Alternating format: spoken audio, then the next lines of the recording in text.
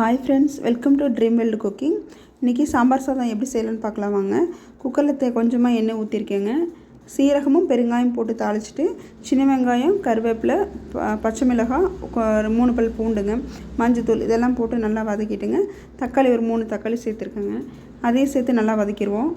உப்பு, கல் உப்பு தேவையான அளவுக்கு இப்போயே முதலே போட்டுடலாங்க. போட்டு நல்லா வதங்கினதுக்கப்புறம் கட் பண்ணி வச்சுருக்கிற காய்கறி பார்த்திங்கன்னா கேரட்டு, பீன்ஸு, உருளைக்கிழங்கு, முருங்கைக்காய், அவரைக்காய், அப்புறம் கத்திரிக்காய் 2ங்க எல்லாத்தையுமே ஆட் பண்ணி நல்லா வதக்கிடுவோங்க. இப்போ 1 டேபிள் ஸ்பூன் சாம்பார் தூள் போட்டுருவோம். காரத்துக்கு அது கரெக்டாக இருக்கும். பச்சை மிளகா கூட அது போடும்போது கரெக்டாக இருக்கும். போட்டுட்டு நல்லா வதக்கிட்டுங்க.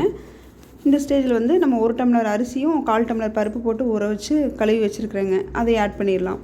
பண்ணிவிட்டு இப்போ 6 டம்ளர் தண்ணி ஊற்றணுங்க. இதுக்கு நான் 1/2 டம்ளர் அளவுக்கு புளிக்கரைசல் எடுத்துருக்கேங்க. மீதி 5 டம்ளர் தண்ணி அளந்து ஊற்றிடுவோங்க. ஊற்றிட்டு கடைசியில் உப்பு காரம் செக் பண்ணிக்கலாங்க. தேவைப்பட்டால் போட்டுக்கலாம். இப்போ கடைசியில் நெய் ஊற்றிட்டு மூடி வச்சலாம். குக்கர் 4 விசில் வந்ததுக்கப்புறம் இறக்கணும்னா இந்த ஸ்டேஜில் இருக்குங்க. இப்போ நல்லா கலக்கி விட்டுட்டு பார்த்தா தண்ணியோட தான் இருக்குது. நான் கரெக்டாக இருந்துச்சு. கன்சிஸ்டன்சி கரெக்டாக தான் இருந்துச்சுங்க. நல்லா குலைவாக வந்துருந்துச்சு. சாம்பார் சாதம் நிஜமாகவே அருமையாக இருந்ததுங்க. Okay, thank you.